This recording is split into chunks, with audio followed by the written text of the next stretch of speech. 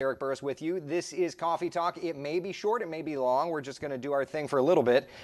Tornado watch posted for Central Florida. Just about all of our counties, excluding Brevard, excluding Osceola County. Technically, though, I would say if you live there, pretend you are under a tornado watch. This is in effect until 11 o'clock this morning. And a tornado watch, simply put, means that you need to be watching out. Storms could get a little strong and could even go severe at any point in time. So we are watching things very, very closely. Speaking of which, let's just take a look and see what's doing right now. There is a severe thunderstorm warning in effect for Sumter County. That warning is in effect. Give me 2 seconds to get this around. There's a new tornado warning I'll also have to get to. But for now, severe thunderstorm warning in effect for Sumter County. That runs through 8:45, okay? Hernando, Inverness, getting over to Rutland, getting over to the Villages, getting over to Lady Lake. It is a very, very busy morning. And then further to the south, around Spring Hill and Brooksville, there is a tornado warning. That tornado warning runs until 8:30 this morning. It's just outside of our area, but let me be very clear. If that cell holds on, and it sure looks like it's got some decent rotation there, if that holds on, that is going to end up being a tornado warning in Sumter County. So if you live in Sumter County, now is the time from about Bushnell to Lake Pennsauken, back over to Wildwood. Now is the time to at least start preparing for the potential of a tornado warning moving your direction, a tornadic cell. Using our live radar, I'm just looking at the debris tracker, not seeing anything, thankfully, for right now. But we look over to the velocity channel, and it's those reds and those greens very close together.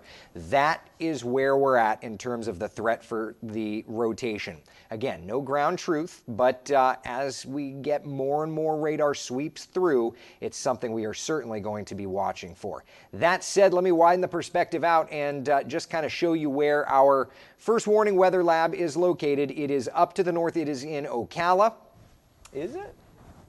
Okay, it's over almost to Dunellen at this point. Okay, so that is going to be kind of working more and more in our direction as this line of storms moves on through. So depending on where you live, of course, you're either getting those nasty storms marching through now, or perhaps over these next few hours. Starting to see delays building over to Orlando International Airport. No surprise there. This is a nasty line. So when do these storms move through your area? First off, now through about 9 o'clock, it's our northwestern areas. 9 to about 11 o'clock or so, it's into the metro area.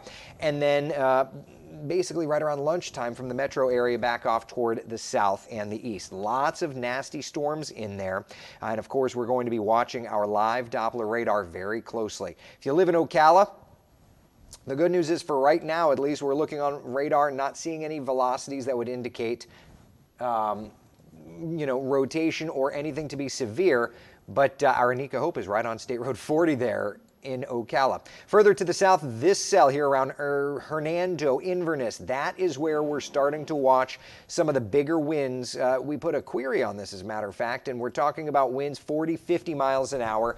And as it's moving already at about 30, that puts you into that 50, 60 mile per hour wind range, which is why that severe thunderstorm warning has been issued. Okay, back over to the conventional radar, and of course you can see there from about Hernando Beach back over to Spring Hill, we take a look at the velocity product, and there's definitely a couplet. That's why the National Weather Service went ahead and issued that tornado warning. And then further to the south, if we were to just take a look off the shoreline, you can see all of those storms that are sitting off the shoreline of Pinellas County, and that will be marching in more and more and more and more. Okay, so these are things that we're going to be watching very, very closely for you. Cheryl just got the tornado warning in Brooksville. Yep, that makes sense. Again, up next would be Sumter County. So based on forward momentum of this, when does all of this arrive? I'm going to put kind of a blanket storm track on here. Understand that this is dependent on many different things, such as, how fast does it speed up?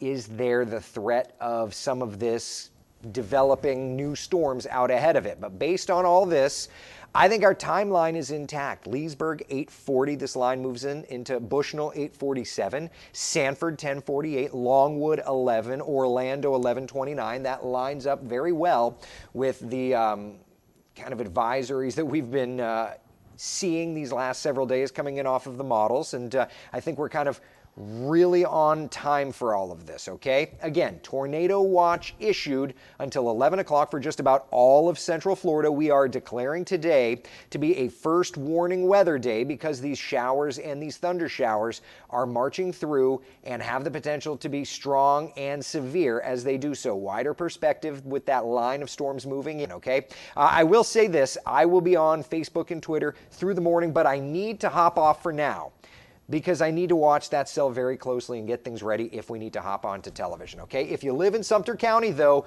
we're going to be watching this very, very closely, and we'll have an update for you probably. Hey, Ernesto, let's plan on a cut-in at 8:30 as well on TV, okay? Thanks, bud. All right. Be the sunshine to someone else's day, y'all.